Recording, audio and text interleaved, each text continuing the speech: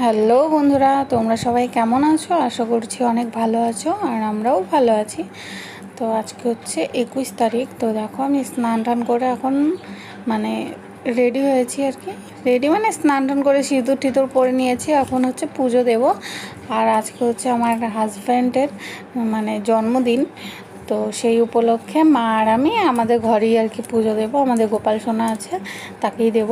তো এখানে দেখো মাম্মাম ঘুমিয়েছে, কারণ আজকে দিনটা তো একটা স্পেশাল দিন। তো ও থাকলে হয়তো আমরা সবাই মিলেই দিতাম পুজোটা, কিন্তু এখন ও নেই বলে আমরা দুজনেই দেব।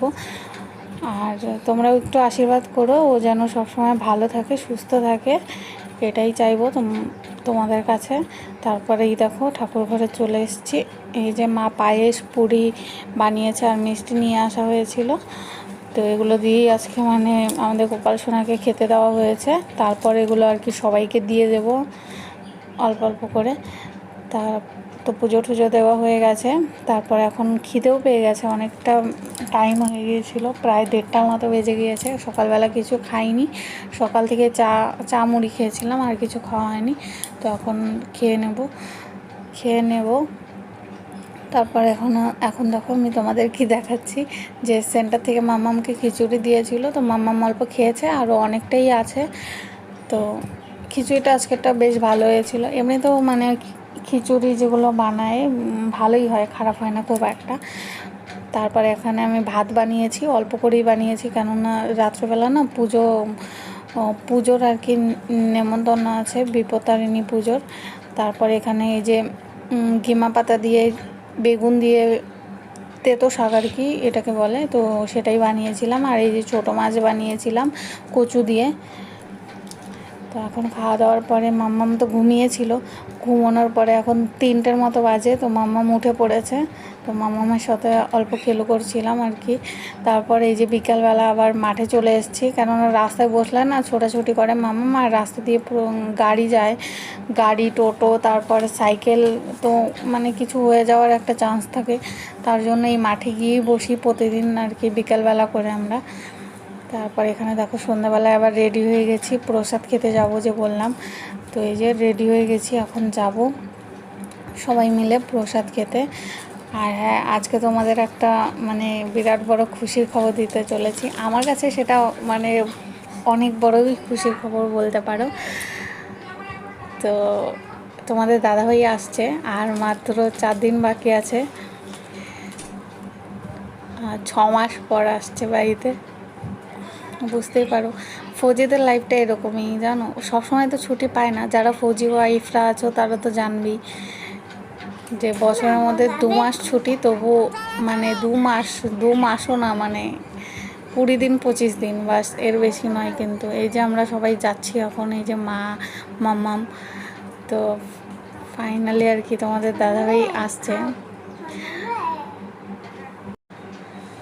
সো ফাইনালি আমরা কোয়ার্টারে যাচ্ছি, প্রায় 2 বছর পর আমরা এখন কোয়ার্টারে যাব আর কি, এবার যাব।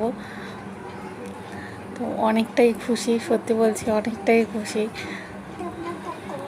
কেননা আমি আগেও একবার গিয়েছিলাম নাসিকে, তো তখন আমাদের পোস্টিং ছিল নাসিকে। তো দেখো আমরা হচ্ছে এখন প্রসাদ খেয়ে চলে এসেছি। তো তোমাদেরকে আজকে আমি একটা কথা শেয়ার করব। তো কথাটা হচ্ছে মানে আমার কাছে তো সেটা হচ্ছে ভীষণ মানে বড় একটা খুশির খবর। আর তোমাদেরও হয়তো শুনলে ভালো লাগবে, যারা যারা ফৌজি ওয়াইফরা আছো। মানে কি বলবো বুঝতে পারছি না। তো চলো ওই সব কথা বাদ দাও। বলছি যে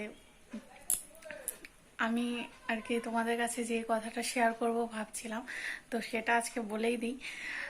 তো ফাইনালি 2 বছর পর, 2 বছরের বেশি হয়ে গেছে, 2 বছর পর আমি আবারও যাচ্ছি কোয়ার্টারে।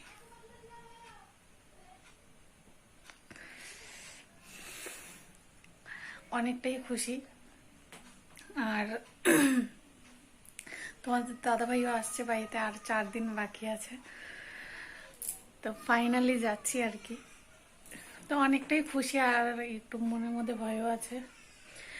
কেননা আগে যখন ফার্স্টে আমি আরেকবার গিয়েছিলাম, তো তখন যখন গিয়েছিলাম তখন তো মাম্মাম ছিল না, তো এখন মাম্মামও হয়েছে, তো আমি ওখানে গিয়ে মানে সব কিছু ঠিকঠাকভাবে সামলাতে পারবো কি না এইভাবে একটু মনের মধ্যে ভয়ও আছে।